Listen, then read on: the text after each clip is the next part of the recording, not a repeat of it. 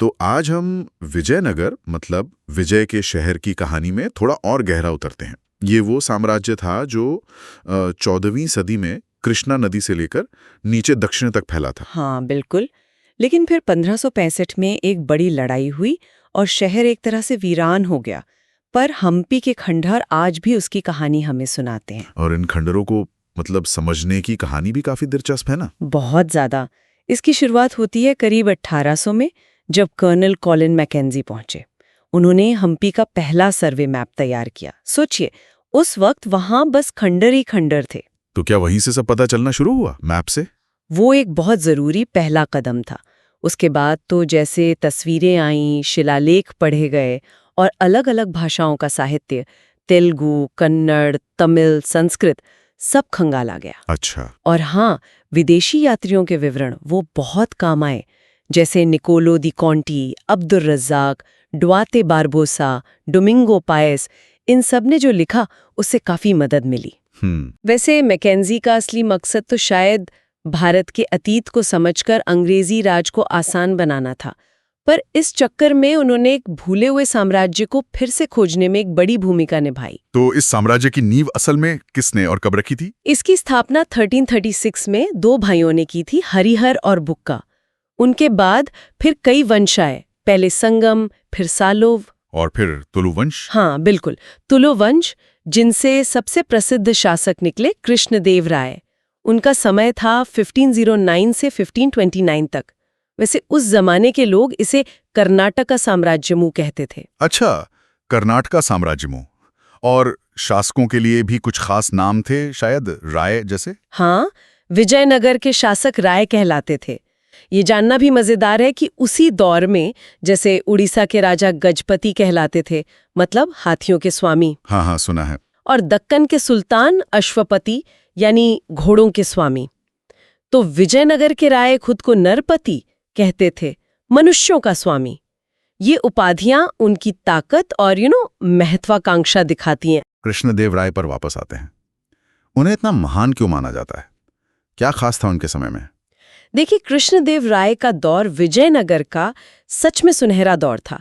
एक तो उन्होंने राज्य का विस्तार किया, रायचूर दोआब पर कब्जा किया 1512 में, फिर 1514 में उड़ीसा के गजपतियों को हराया और 1520 में बीजापुर के सुल्तान को भी। काफी युद्ध जीते। हाँ, और राज्य के अंदर शांति और समृद्धि भी लाए। उन्होंने कई भव्य मंदिर बनवाए, ऊंचे ऊंचे गोपुरम मतलब मंदिरों के विशाल एंट्री गेट, और अपनी माँ के नाम पर नागलपुरम नाम का एक पूरा शहर ही बसा दिया। तो सिर्फ एक योद्धा नहीं थे, विद्वान भी थे। सुना है कुछ लिखा भी था उन्होंने? बिल्कुल, वो कला और साहित्य के संरक्षक तो थे ही, खुद भी विद्वान थे। उन्होंने तेलुगु में शासन कला पर एक किताब लिखी, अमुक्तमाल्यद। अच्छा, अमुक्तमाल्यद। इसमें क्या था? इसमें उन्होंने राजकाज कैसे चलाना है इस पर लिखा, और एक खास बात पे जोर दिया, व्यापार, खासकर अच्छी नस्ल के घोड़ों का आयात। वो समझते थे कि मजबूत सेना के लिए अच्छे घोड़े कितने जरूरी हैं। घोड़ों का व्यापार, ये तो यकीनन बहुत अहम रहा होगा, खासकर सेना के लिए। बहुत ज्यादा। अरब और मध्य एशिया से घोड़े मंगाना बहुत जरूरी था। शुरू में तो अरब व्यापारी ये काम करते थे, फिर वहां के लोकल व्यापारी, जिन्हें कुदरई चिट्टी कहते थे, यानी घोड़ा व्यापारी, वो इसमें आ गए। और फिर पुर्तगाली भी। हाँ, 1498 के बाद पुर्तगाली भी इस खेल में शामिल हो गए, और उनके पास थी बेहतर मिलिट्री टेक्नोलॉजी, जैसे बंदूकें, मस्किट्स, तो वो काफी महत्वपूर्ण हो गए। घोड़ों के अलावा विजयनगर अपने मसालों, कपड़ों और कीमती पत्थरों के बाजारों के लिए भी बहुत मशहूर था। इससे राज्य को जाहिर है काफी राजस्व मिलता था। हाँ, तो पैसा तो काफी था, लेकिन इतना मजबूत साम्राज्य कृष्णदेव राय के बाद बिखरा कैसे? क्या हुआ था? यही तो बात है। 1529 में कृष्णदेव राय की मृत्यु के बाद स्थितियां बदलने लगीं। साम्राज्य के अंदर जो नायक थे, मतलब मिलिट्री चीफ या गवर्नर कह लीजिए, वो धीरे धीरे ज्यादा ताकतवर होने लगे। कुछ तो बागी भी हो गए। अच्छा। सत्ता भी तुलु वंश से खिसक कर अरविदु वंश के पास चली गई, और जो दक्कन की सल्तनतें थीं, बीजापुर, अहमदनगर, गोलकुंडा, उनके साथ रिश्ते भी बड़े कॉम्प्लेक्स हो गए, कभी दोस्ती कभी दुश्मनी। और फिर वो बड़ी लड़ाई हुई तालीकोटा वाली। हाँ, वही 1565 में राक्षसी तंगड़ी का युद्ध, जिसे तालीकोटा का युद्ध भी कहते हैं, इसमें विजयनगर की सेना, जिसका नेतृत्व उस समय मुख्यमंत्री राम राय कर रहे थे, वो सल्तनतों की मिलीजुली फौजों से हार गई। और शहर का क्या हुआ? शहर को बुरी तरह लूटा गया, उजाड़ दिया गया। वो एक भयानक अंत था।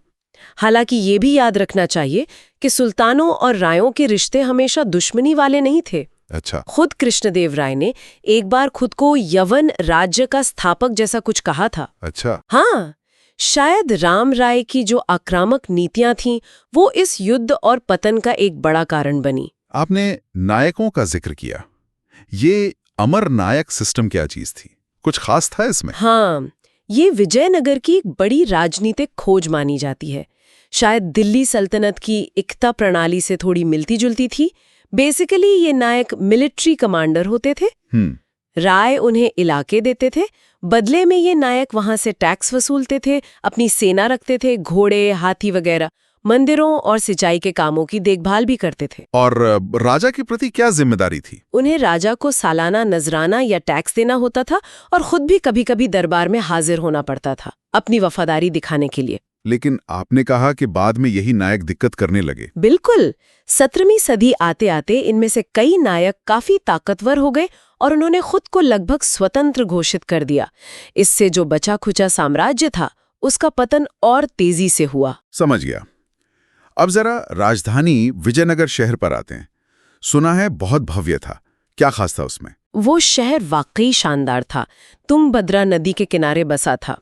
उसकी प्लानिंग, खासकर पानी का इंतजाम, कमाल का था। कमालपुरम तालाब और हिरिया नहर जैसे बड़े बड़े जलाशय और नहरें थीं, जिनसे खेतों की सिंचाई भी होती थी और शहर को पानी भी मिलता था। और किलेबंदी, वो भी बहुत मजबूत थी शायद। अरे गजब की थी। अब्दुल रज्जाक नाम के एक यात्री ने लिखा है कि 7 परतें थी किलेबंदी की। सोचिए, 7 दीवारें। और सबसे अनोखी बात ये थी कि इन दीवारों के अंदर खेत और जंगल तक शामिल थे। क्या? खेत और जंगल किले के अंदर? ये क्यों भला? शायद इसलिए ताकि अगर दुश्मन शहर को घेर ले तो लंबे समय तक अंदर खाने पीने की कमी ना हो। बहुत सोचा समझा डिजाइन था। दीवारें भी बिना गारे के इंटरलॉकिंग तरीके से रखे गए बड़े बड़े पत्थरों से बनी थीं। कमाल है। और शहर के जो गेट थे, प्रवेश द्वार, उन पर इंडो इस्लामिक स्टाइल का असर दिखता है, जैसे मेहराब और गुंबद। शहर के अंदर का क्या? आम लोग कैसे रहते थे?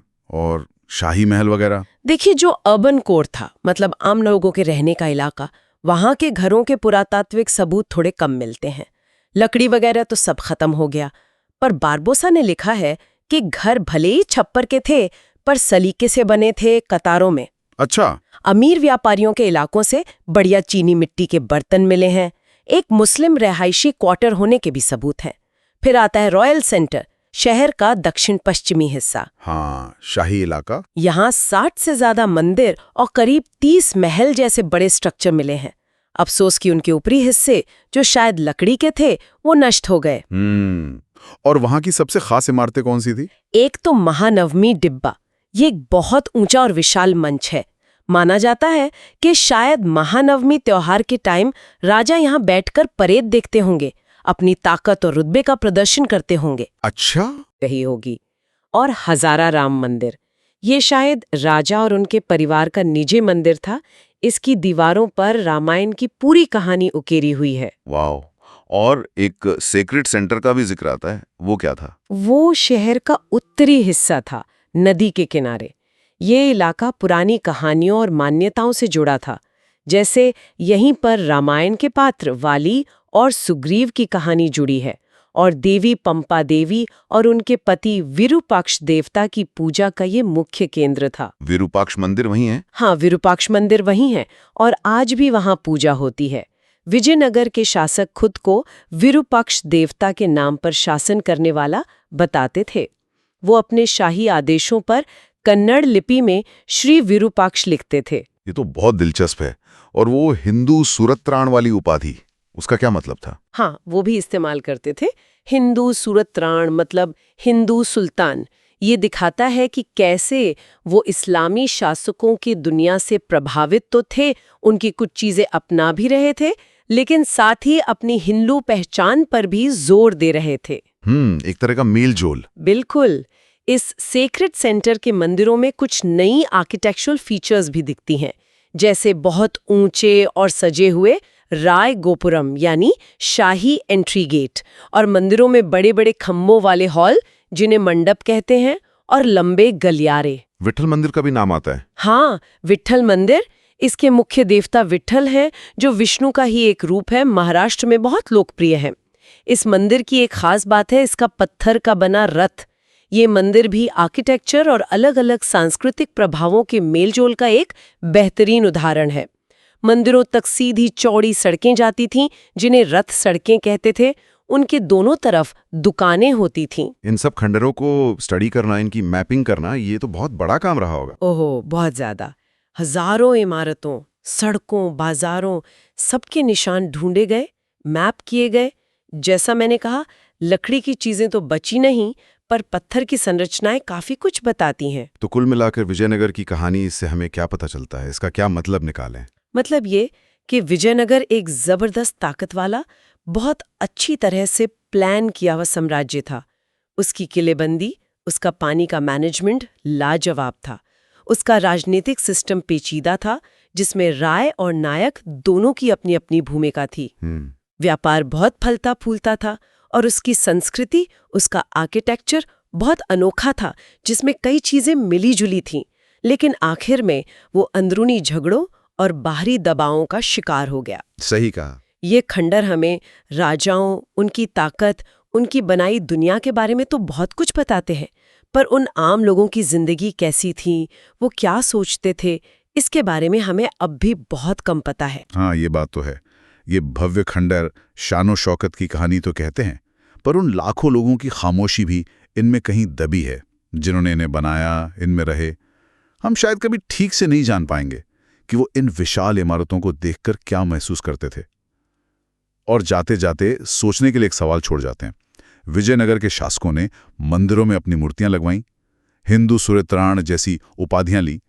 ये चीज हमें इस बारे में क्या सोचने पर मजबूर करती है कि कैसे अलग-अलग समय में शासक अपनी सत्ता को सही ठहराने, उसे मजबूत करने के लिए धर्म और सिंबल्स का इस्तेमाल करते आए हैं।